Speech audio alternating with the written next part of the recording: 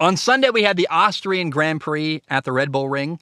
By the way, beautiful location for a race. The valley, the mountains all around. It is gorgeous. Now, here are the results from the race. On the podium, Charles Leclerc won for Ferrari. Second was Red Bull driver Max Verstappen. And third was Lewis Hamilton for Mercedes. Fourth was the other Mercedes, George Russell. Fifth was Esteban Ocon for Alpine. Sixth was Mick Schumacher, the best finish of his career so far for Haas, but also best of his career so far, period. Seventh is Lando Norris with McLaren. Eighth was the other Haas, Kevin Magnussen. Ninth was the other McLaren, Daniel Ricciardo. And 10th was Fernando Alonso for Alpine. That is double points for Mercedes, Alpine, McLaren, and Haas. Shout out to Haas. They put a car in 6th and 8th. It's a huge thing for them. That team, Haas, has come such a long way. And to see them competitive, but also not only competitive, but, Mick Schumacher got driver of the day. And seeing him do well, he's just starting to show that he's not just the son of a legend. He actually has some driving talent as well. Remember, his dad is Michael Schumacher, the 7-time world champion. I like seeing Haas get double points. That's really cool for them. And I like seeing Haas do well. By the way, that story, Kevin Magnussen was not even supposed to drive this year. Russia invades Ukraine. They drop, I already forgot the name of that, Mazepin spin. So seeing Kevin Magnussen and Mick Schumacher do well is really cool. And I don't know that, in fact, I know for sure, Mazepin, we'll call him, would not have done nearly as well as Kevin Magnussen is doing this year for Haas. And you'll love to see it. Now, Mercedes had a roller coaster of a weekend that ended well for them, actually, somehow. Things started in qualification when both Lewis Hamilton and George Russell crashed during Q3 of qualification. And during the sprint race, Lewis Hamilton had a difficult time. He could barely pass Mick Schumacher. And by the way, I'm not used to that, seeing a Mercedes and a Haas genuinely compete with each other. That was pretty jarring.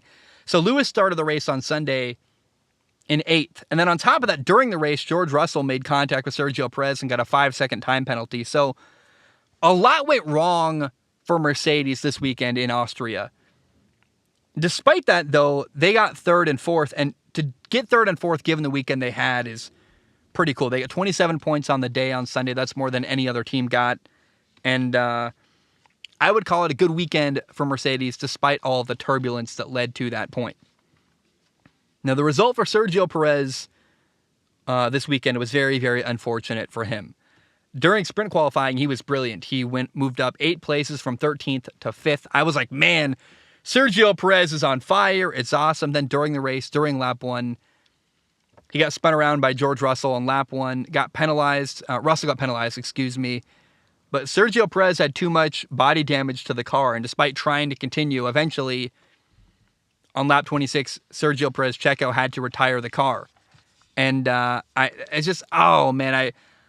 think that Red Bull had potential for a lot more points this weekend, but that really cost him. And I even thought for a while that Checo was going to get back in the race. I'm like, well, he's way behind, but all he really needs is a safety car, and then he can move up through the pack if they can bring everything together. But he had too much body damage and lost a lot of time and just couldn't continue during the race. Now, for Ferrari, it was another weekend of pain. Yes, Charles Leclerc won the race. Good for him. But they should have had a 1-2 finish. And I remember making a note around lap 45. I said, and by the way, this is word for word what I said in my notes. I said, Ferrari is the fastest car and should win. The podium will likely be 1-2 Ferrari with Max in 3rd. So I was writing it in now. I was like, man, it looks like Ferrari's going to get 1st and 2nd in this race. However, what we saw was another Ferrari failure. On lap 57 of 71, Charles Leclerc was in 1st, Max Verstappen was in 2nd, and Carlos Sainz, the other Ferrari, was in 3rd. And Carlos had tires that were 13 laps newer, by the way, than Max Verstappen, who was ahead of him, and more pace. He's gaining ground. He's getting ready to pass him.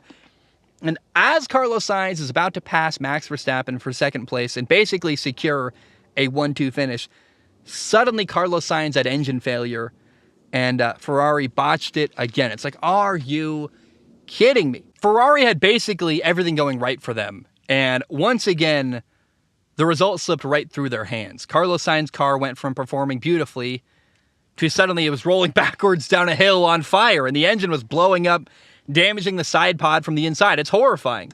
And kind of scary, honestly, to think about driving a car with explosions happening right behind where you're sitting. So, despite having the two fastest cars on Sunday, what we saw was the fourth engine failure of the year for Ferrari.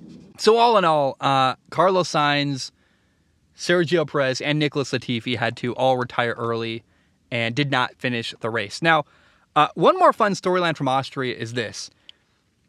Alpine and McLaren walk away from the Austrian Grand Prix tied. They both have 81 points. They're tied for fourth in Formula One.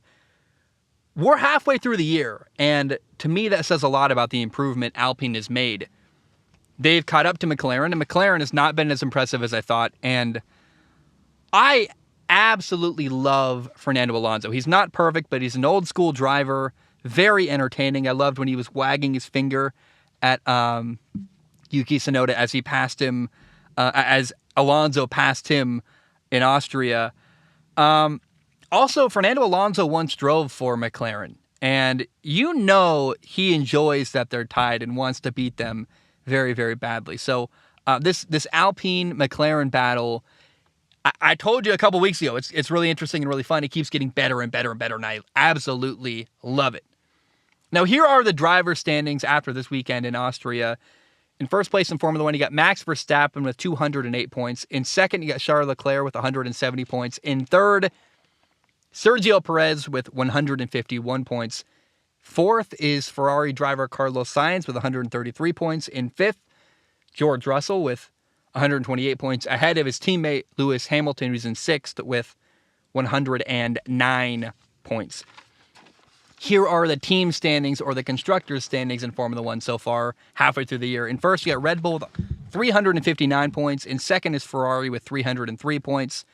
Third is Mercedes, behind them with 237 points. In fourth is McLaren, tied with Alpine, who both have 81 points. In sixth is Alfa Romeo with 51 points. And the next race is July 24th in France. We get a few weeks off between now and then, but the final 11 races of this F1 season are going to be really fun, really interesting. And I'm curious, who do you think is going to win the world title this year? Ferrari, Red Bull, Max, Charles Leclerc, and then really the battle I'm very fascinated on. A couple things. First of all, can Mercedes catch up to Ferrari? If Ferrari keeps screwing up, Mercedes is in a position where they could eventually catch up to Ferrari. And then I think Alpine's a better team right now than McLaren. And I'm very fascinated on this battle for fourth. I think Alpine is probably going to finish ahead of McLaren, and I didn't see that at the beginning of the year. So they've gained pace. They've gotten better. McLaren is really fallen off. Daniel Ricciardo's a huge disappointment. And let me know what you think of the final 11 races this year in Formula One. What are you excited for? What do you think is going to happen?